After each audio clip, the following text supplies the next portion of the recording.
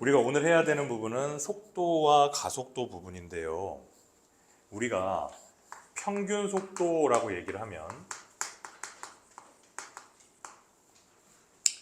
먼저 선생님이 속도랑 속력의 차이에 대해서 좀 얘기를 좀 한번 해보면은요. 여기서는 별로 중요하지 않아요. 속도가 뭔지 속력이 뭔지. 나중에 적분에서는 중요한데 사실 속도라는 것은 있잖아. 방향성을 가지고 있는 거야. 아빠가 차를 가지고 운전한다라고 하면은 차가 시속 60km로 달려간다라고 하는 그 60이라는 것은 힘을 말하는 거고 앞으로 간다라고 하는 방향성을 말하는 거야. 예를 들어서 아빠가 운전을 시속 60km로 이렇게 가지고 있다. 그러면 방향성도 있고 힘도 가지고 있잖아. 그런데 아빠가 어느 방향으로 가는지를 모르겠어. 그냥 무조건 시속 60으로만 달려.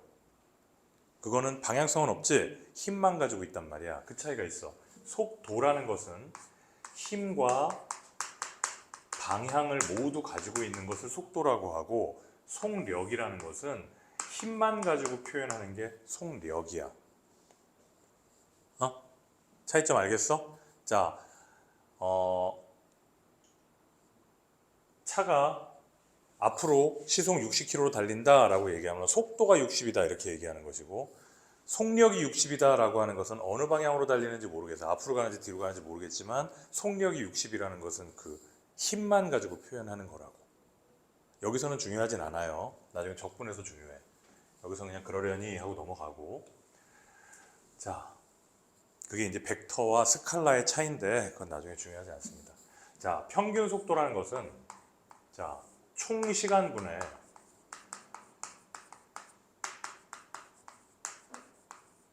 총 거리 아닌가요? 그치? 우리가 처음에 미분을 처음 배울 때 평균 변화율 배웠었지, 그치?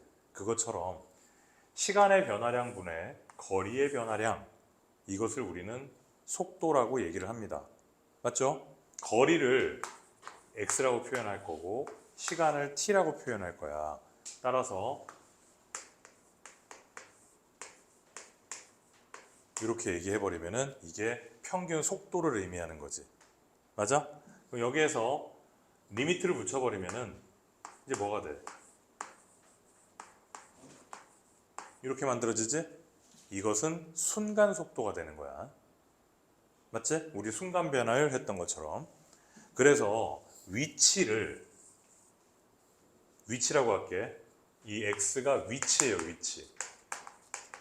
위치를 시간에 대해서 미분하게 되면은 속도가 나오고, 속도를 시간에 대해서 미분하면 가속도가 나온다. 이것만 알고 있으면 돼요.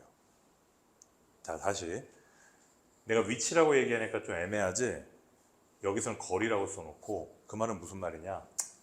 자, 여기가 집이야. 내가 학교까지 갈 거야. 여기가 학교야. 가고 있어. 가다가 책가방을 안 들고 왔네. 그래서 다시 집에 가. 가다 보니까 등에 있네. 그래서 다시 학교를 가. 자, 여기까지 왔다고 쳐. 그러다가 학교 가다가 중간에 배고파서 떡볶이집을 들렸다. 그러면은 얘의 이동한 거리는 이거 더하기 이게 이동한 거리잖아, 그지? 얘 위치는 이게 위치잖아. 무슨 말인지 알겠어? 얘가 지금 현재 위치하고 있는 곳. 그래서 지금 우리는 위치만 따질 거라고. 얘가 이동한 거리는 고려하지 않을 거라고. 내 말 이해됐어요? 이것만 따질 거니까 내가 얘기하는 위치는 이거야. 여기서부터 여기. 위치를 미분하면 뭐가 나온다? 속도가 나온다고. 속도. 속도를 미분하면 가속도가 나온다. 이것만 알아도. 자, 봐봐. 처음 책에서 보면은 평균 속도에 대해서 나오죠. 미분에 대한 거하고 똑같아요. 위치를 t에 대해서 미분한 겁니다. 가속도는 한 번 더 미분한 거예요. 그래서 그냥 어차피 적분도 배우고 나중에 점점 깊이 있는 부분을 배워갈 테니까 여기에서는 좀 가볍게 넘어가도 됩니다. 자, 필수예제 33번 보세요. 별거 아니야. 자, 수직선 위를 움직이는 점 P의 시각 T에서의 위치가 t의 3승 마이너스 3t의 제곱이다. 자, 위치야 이게 위치. 내가 아까 뭐라 그랬어? 위치를 시간에 대해서 미분하면 속도가 나온다 그랬지? 자, 미분 한번 해보자. 속도야 속도. 된다요? 자, 그럼 봐봐. 1번 t는 3에서의 속도와 가속도. t가 3에서의 속도는 얼마니? 3 곱하기 3, 3, 9 3의 3승 마이너스 3, 6, 18 27 마이너스 18이야? 9네. 3초일 때의 속도는 9다. 가속도는 속도를 한 번 더 미분해. 한 번 더 미분할 때는 두 번 쳐 이렇게. 한 번 더 미분하면은 6t 마이너스 6 이렇게 되네요. 가속도야. t가 3일 때 3, 6, 18, 18에서 6 빼니까 12. 이게 가속도. 알겠지? 위치를 미분하면 속도, 속도를 미분하면 가속도. 답은 9하고 12. 자, 2번 봐봐. P가 운동 방향을 바꿀 때의 위치를 구하래요. 자, 운동 방향을 바꾼다는 것은 속도가 0이 된다는 얘기야. 맞지? 내가 걸어가다가 방향을 탁 트는 순간 속도 0이잖아. 그럼 속도가 언제 0이 되느냐? 이렇게. 그러면 3t에서 t-2가 되겠네요. 2초일 때 0이 된단 말이야. 출발도 안 했을 때 0초일 때 따질 건 없잖아. 그지? 2초에서 방향을 바뀌는구나. 그럼 그때의 위치는 얼마냐? 2 집어넣으면 돼. 8, 4, 3, 12 마이너스 4라는 얘기지. 위치가 왜 마이너스 4예요? 출발선이 0이야. D로 4만큼 갔다는 얘기야. 돼? 이해되지? 자, 한 번 더 해볼게요. 옆에 필수 예제 34번. 괜히 선생님이 시작할 때 막 벡터니 스칼라니 막 쓸데없는 소리, 속도니 속력이니 막 이런 소리 해가지고 오히려 더 헷갈리는 것 같은데, 그런 걸 다 머릿속에 지워버리고 속도, 근데 속도랑 속력은 구별해서 사용했으면 좋겠어. 속도를 미분하면 위치를 미분하면 속도, 속도를 미분하면 가속도다. 이것만 딱 알아도. 응? 이렇게 위치 미분하면 속도, 속도를 미분하면 가속도. 이 정도만 알아도 그럼 이 단원을 공부하는데 아무 문제 없습니다. 자, 필수 예제 34번. 지상 25m의 위치에서 20m/s의 속도로 지면과 수직하게 위로 던진 돌의 t초의 높이를 x라고 하면 이런 관계가 성립한다. 자, 이런 문제는 주저리 나와 있는 설명 다 필요 없고요. 그 식만 중요합니다. 자, 지면이 이렇게 있어. 지면이 이렇게 있고 건물이 지상 25m 위치. 건물이 지상에서 25m짜리 건물이 서 있는데 여기에서 돌을 던진 거야. 그럼 땅에 떨어진다는 얘기지. 그 돌의 높이를 위치라고 하는 거죠. 위치가 식을 만들었더니 25 더하기 20t 마이너스 5t의 제곱이더라. 너네한테 이 식을 만들어내라고는 안 해. 그냥 식을 주어주기만 합니다. 자, 그랬을 때 돌을 던지고 3초 후에 속도와 가속도를 구하라. 자, 위치를 미분하자. 20-10t. 이게 뭐야? 속도지. 속도를 또 미분하자. 이게 가속도란 말이야. 가속도는 왜 일정해? 이거 중력 가속도잖아. 내가 공을 던졌잖아. 이거는 인위적으로 막 자동차를 가지고 움직이는 물체가 아니잖아. 공을 갖다가 하늘로 던졌기 때문에 얘가 받는 가속도는 중력이잖아. 중력 가속도. 일정하지. 그지? 3초 후에 돌의 속도는 얼마니? 여기다 3 집어넣으면 돼요. 30이니까 마이너스 10이구나. 중력 가속도, 가속도는 얼마예요? 마이너스 10이잖아. 가속도는 항상 일정. 2번, 돌이 최고 높이에 도달할 때까지 걸린 시간. 자, 최고 높이는 어디예요? 여기야. 그치? 이때는 방향이 바뀌지. 속도 V라고 써. 속도 V야. 가속도는 A라 그래. 위치는 X라고 하고. 꼭대기에 도달했을 때는 속도가 0일 때야. 그럼 속도가 언제 0 되니? t가 2초일 때 속도가 0 된단 말이야. 맞지? 그러면은 그때까지 걸린 시간은 몇 초야? 2초네? 3번. 돌의 최고 높이는 뭐냐? 2초를 여기다 집어넣으면 되죠. 25 더하기 40, 45, 20. 45m. 아, 이게 45m구나. 여기서부터 여기까지가 45m라는 거야, 이게. 아, 그럼 여기는 20m겠네. 그지? 맞지? 돌이 지면에 떨어지는 순간의 속도. 자, 돌이 지면에 떨어진다라는 것은 돌의 위치가 얼마라는 얘기예요? 0이라는 얘기죠? 이게 0이 돼야 돼. 자, 그럼 5t의 제곱에 마이너스 20t에 마이너스 25가 0이다. t의 제곱 마이너스 4t 마이너스 5는 0이다. 5, 1은 5 마이너스. 따라서 t가 마이너스 1이거나 5이거나. 근데 마이너스라는 건 없어요, 시간에서. 0부터 시작하는 거야. 근데 마이너스가 왜 나왔을까? 땅바닥에서 던진 게 아니라 25m 높이에서 던졌기 때문에 마이너스가 생긴 거야, 지금. 만약에 얘가 땅바닥에서 던졌으면 이렇게 올라갔으면 마이너스 없어. t는 0이었겠지? 내 말 이해되지? 그래서 5초 뒤에 얘는 떨어진다. 그럼 5초의 순간 속도 여기다 집어넣으면 되지. 20 마이너스 50 마이너스 30의 속도로 지면에 꽝 하고 떨어진다는 거야. 이해되니? 자, 필수 예제 35번을 볼게요.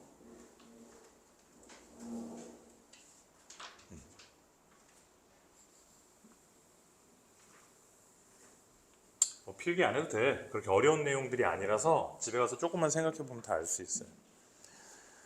자, 필수 예제 35번.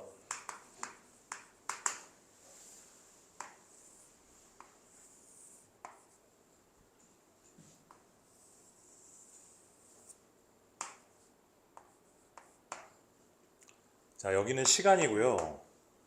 여기는 속도래요. 문제가 이렇게 돼 있어. 원점을 출발하여 수직선 위를 움직이는 점 P에 시각 T에서의 속도의 그래프. 오른쪽 그림과 같을 때 보기 중에서 옳은 것을 골라라. 자, 기억부터 봅시다.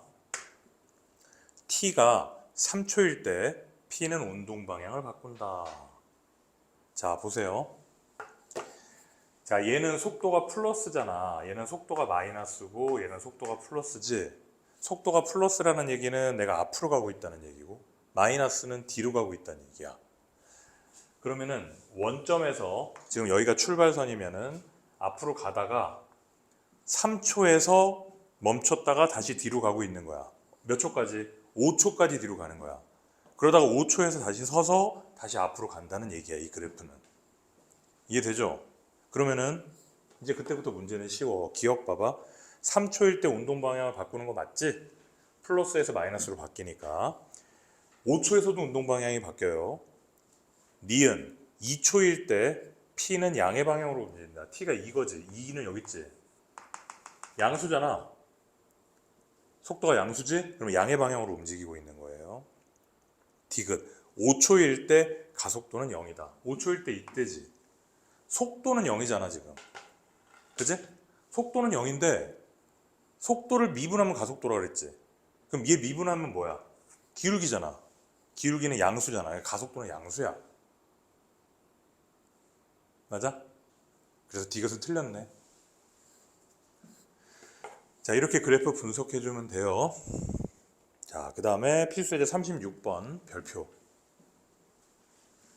36번의 별표를 치고요. 요거는 시험에 자주 나오는데 설명을 잘 들어야 됩니다. 너네들이 그냥 이거는 책에 그냥 문제만 풀거나 혼자서 공부를 하게 되면 이거 차이점을 구별하지 못해. 자, 36번에 내가 왜 별표를 치라 그랬냐면 1번 보세요. 그림자의 머리끝이 움직이는 속도. 자, 먼저 문제를 좀 분석을 해보면 가로등이 이렇게 있어. 땅이 있고 가로등에 형광등이 아니라 가로등에 불빛이 이렇게 들어오고 있거든. 그런데 사람이 가로등의 높이는 3m야.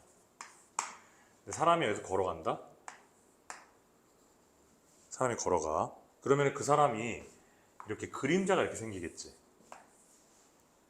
맞아? 그 사람들 그림자 어디서부터 생겨? 이렇게 생겨서 이 그림자.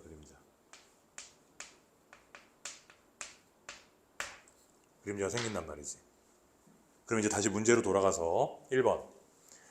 그림자의 머리끝이 움직이는 속도. 이게 그림자의 머리끝이잖아.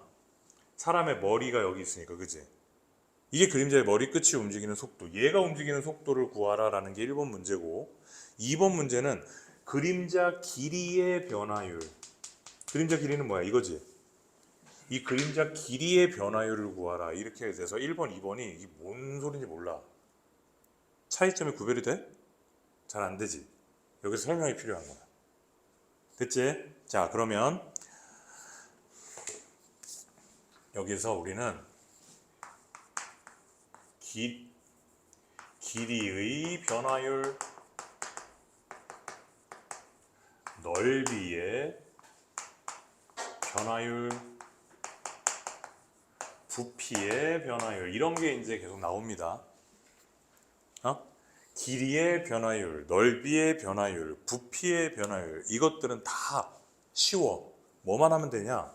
길이를 구해, 넓이를 구하고 부피를 구해. 그런 다음에 미분해. 여기서의 길이와 넓이와 부피는 있잖아, 고정되어져 있는 애가 아니라 변화하는 애들이야. 예를 들어서 잔잔한 호숫가에다가 내가 돌을 퐁당 집어 던졌어. 그럼 돌이 떨어지면서 물에서 뭐가 생겨? 동심원이 이렇게 생기지. 그럼 그 동심원의 넓이가 점점 변화할 거 아니야, 그지?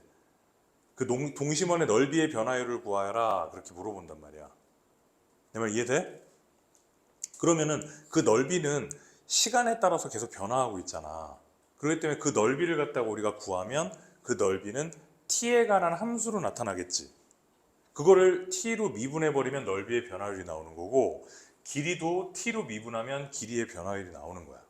따라서 이 문제에서 그림자의 길이의 변화율을 구하라 라고 하면은 이 길이를 구한 다음에 미분해버리면 되는 거야. 내 말 무슨 말인지 알겠니? 그래서 2번은 그렇게 미분하면 되는 거고, 1번 봐봐. 그림자 끝이 움직이는 속도라 그랬어. 그러면은 잘 봐. 얘가 어디서부터 움직였니? 키가 165인 사람이 가로등 바로 밑에서 출발하여 밑줄, 바로 밑에서 출발, 밑줄, 여기서 출발한 거야. 이 그림자 끝이라는 것은 말입니다, 어디서 시작이 됐냐면 여기서 시작이 됐어요. 왜냐면 이 사람이 여기서 출발했거든. 처음에 이 가로등 밑에 서 있을 때 그림자 없었겠지. 그러다가 이제 그림자 끝이 걸어가면서 그림자가 쭉 여기까지 온 거야. 차이점 알겠어? 그림자 길이의 변화율이랑.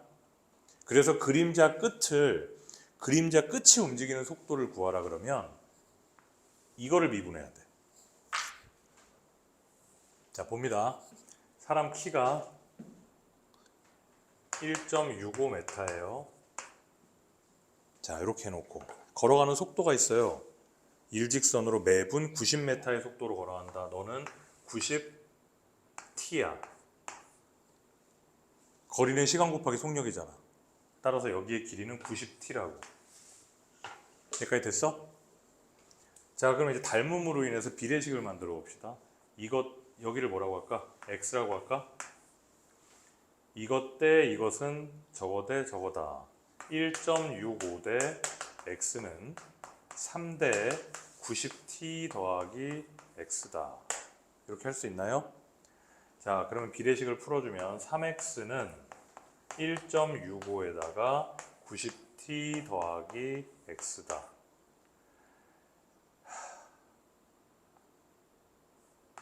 1.65x를 절로 옮기면은 1.35x가 되나요?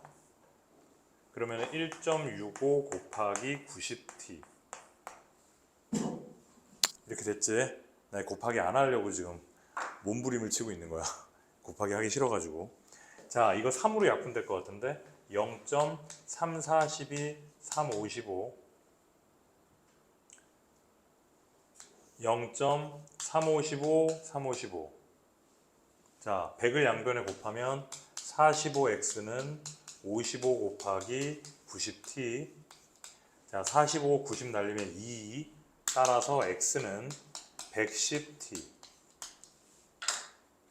됐지? 곱하기 안 하고도 풀었지? 자, x는 110t야. 따라서 여기가 110t구나. 그림자의 길이가 110t야. 따라서 2번 문제였나? 그림자의 변화율은 t에 대해서 미분하니까 110이다.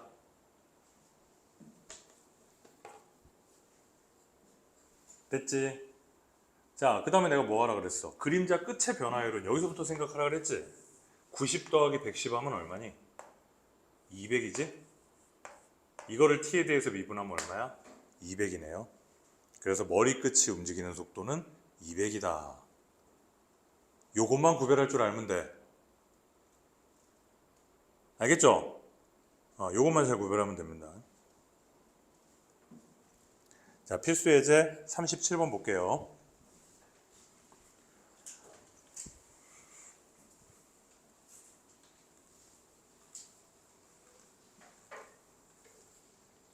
자, 잔잔한 호수에다가 돌을 던지면 동심원의 모양의 파문이 일어난다. 가장 바깥쪽 파문의 반지름의 길이가 매 초 20cm씩 늘어난다. 자, 반지름이 20t. 매 초 20씩 늘어난다며. 돌을 던지고 나서 3초 후에 t가 3일 때 뭘 구하라? 넓이의 변화율을 구하라. 이런 문제야.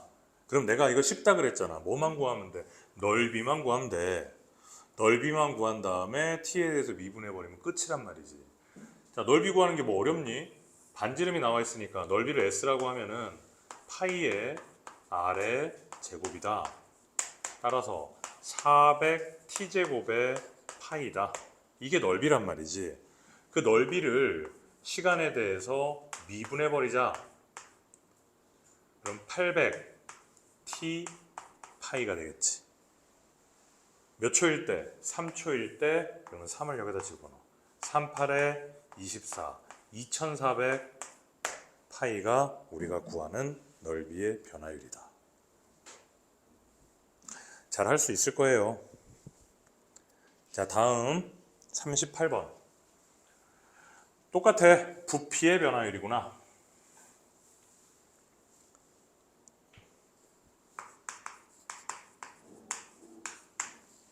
반지름의 길이가 2cm인 구 모양의 풍선에서 공기를 넣으면 반지름의 길이가 매 초 1cm씩 커진다. 자, 반지름이 애초에 2야. 그지? 그런데 매 초 1cm씩 커진다. 플러스 t 이렇게 하면 되겠네. 그랬을 때 반지름의 길이가 6cm가 되었을 때, 반지름 r이라고 할게. r이 6이 되었을 때, 6일 때 건널비 변화율을 구하라.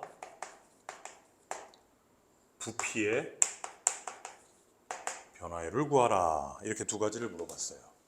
자, 9에